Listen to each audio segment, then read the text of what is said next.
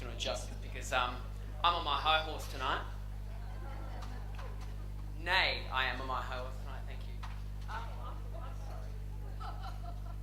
What's this? It's a flip chart. It's made of plastic. So much for the environment. It's recycled. It's recycled. It's recycled. It's true. It is recycled. The entirety of the affirmative's argument has been recycled. I'm sorry. When I did my last lot of research against the religious right, I read the same thing on the National Organisation for Marriage in the US's website. All the stuff about traditional stuff. You would have remembered it. You know, the same stuff that John Howard rolled out during the marriage is a bedrock institution. Well, here we are tonight. Here's bedrock. True, this is bedrock. We've got Wilma. We've got Barney. Fred and Bam Bam down the end. So, from the town of Bedrock, really, it's a place right out of history. So,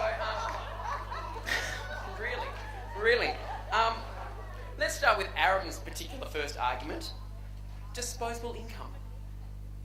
More like disposable relationships. Really, if the argument is, oh, we're going to spend money, can't sleep around. That's really an argument against marriage to me, to be honest. Mark then argued about, after of course admitting that he trolls on Manhunt, delightful, that marriage is going to be an evil force to put our community in crisis. I thought that was the Manhunt dating, to be honest, really. I mean, if you're getting married on Manhunt, that has put this community at risk. Really, it has. But, he says there'll be a loss of sex as well. And I thought, well, wait a sec, for the people who are in committed relationships, people want to get married, it's on tap, baby. You go home, it's there at 5 o'clock. Not like Manhunt. There you go. And look, I must also say the IKEA catalogue every year reminds me that we're still recruiting. Truly we are. Every year I get in the willow box and thinking, can't wait. John went back to biblical proportions. I love it. And he said, it's all about equality of law and what's best for the children.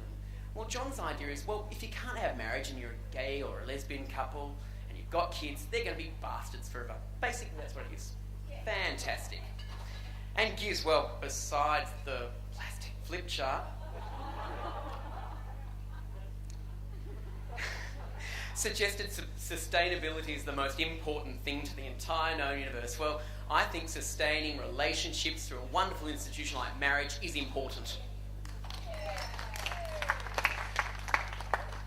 Now, I am Rod Swift from Gay and Lesbian Equality, but don't let me fool you with that one. I'm here to convince you beyond a shadow of a doubt now, as the last speaker, about the importance of marriage, why we want it, and more importantly, why we need it. And I know you've heard it all before, you know, the marriage certificate, big day and all the drama, the reception, the gifts, the cake, flower, the dowry, everything really. But they're just the tangible bits of marriage that you can take home, like the piece of cake. There are intangible benefits of marriage. And what are they? Well, one of them is your health, believe it or not. A study by the US Centers of Disease Control and Prevention between 1999 and 2002, in which 127,000 people were studied and they were surveyed, found that married adults are less likely than others to be in fair or poor health, except me, and less likely to suffer serious psychological distresses in their life. They're also less likely to smoke, to drink heavily, or to be physically inactive. How was that study conducted? Can you tell us? It was a randomised survey by the Senate. But anyway, that's aside. Okay. And heterosexuals, it's not just gay couples, it's everyone, of married people generally. And the next question though, yeah, that's all. No, but I hear you ask, but surely the de facto couples that were studied were the same. Well, not so. Indeed, the cohabiting adults were more likely to have health problems and more closely resembled the rates of those health problems as reported by divorced people and separated adults. Now, there was one downside of getting married, according to this study. Apparently, married men might be slightly more at risk of being overweight. There you go. But could this be the reason why my colleagues opposite are arguing against marriage is purely and simply vanity? They don't want to have that home and slight belly? Or do they honestly want you to join their unhealthy, unmarried way of life? Oh well, at least it'll be a shorter one. Yep, that's right, it'll be a shorter one because, as our Department of Health and Ageing in 2008 studied from ABS data, they found that the average rate of death for people who were single and those who'd never been married was years earlier than married couples.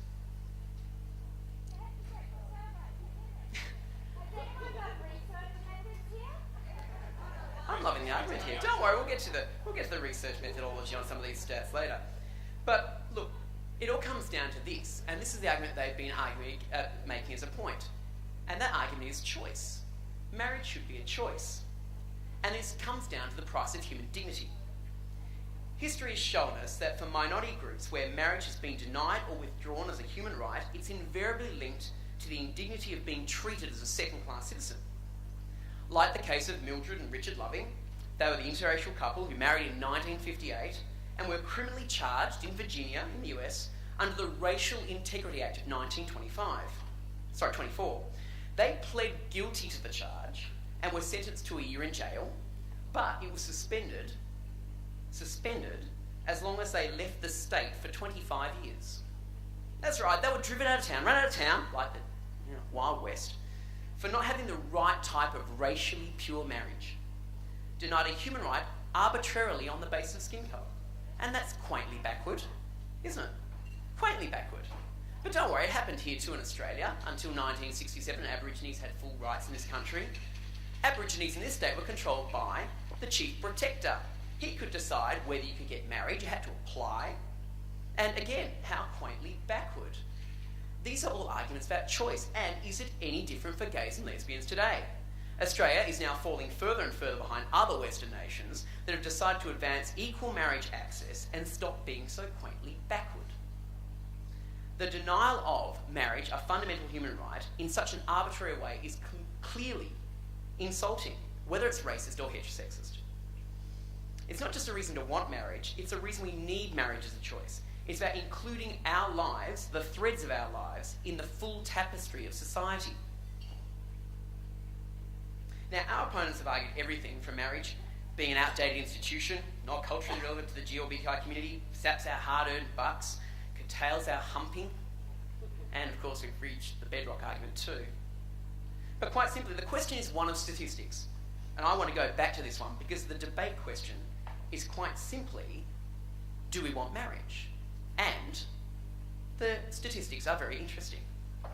In our community, a 2005 survey in Victoria of 652 people were given the choice of which type of relationship you'd like. You can vote for as many as you like.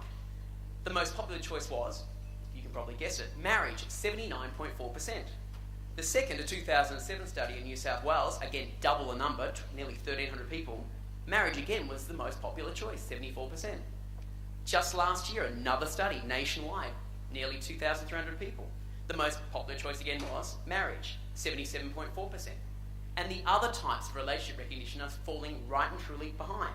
Only 59.9% supported the federal civil union scheme that Labor wants. And get this, only 48% of people thought de facto relationships was good enough. That's terrible. That's absolutely terrible. It just shows that de facto was never good enough. It was always only going to be the first stopgap. Yeah, you've got your rights, and that's what they've argued over there. You know, you've got all these things, you can go and have your divorce and eat it too, in regards to being de facto divorced. You can go and have your fall off the perch without a will and be protected. You can share your superannuation. That's all the rights. But there's one right that you've been denied, the ability and the choice to enter one law, and that is the law of marriage. It's quite simple. Even the straight community sees this. In the 2009 Galaxy poll, 58% of the community, not just our community, the whole community, supported gay marriage. Only 36% opposed it. This support will only increase. The 16 to 24 demographic supports gay marriage 73% to 20%. So it's coming, people. It's coming. They're not going to like it.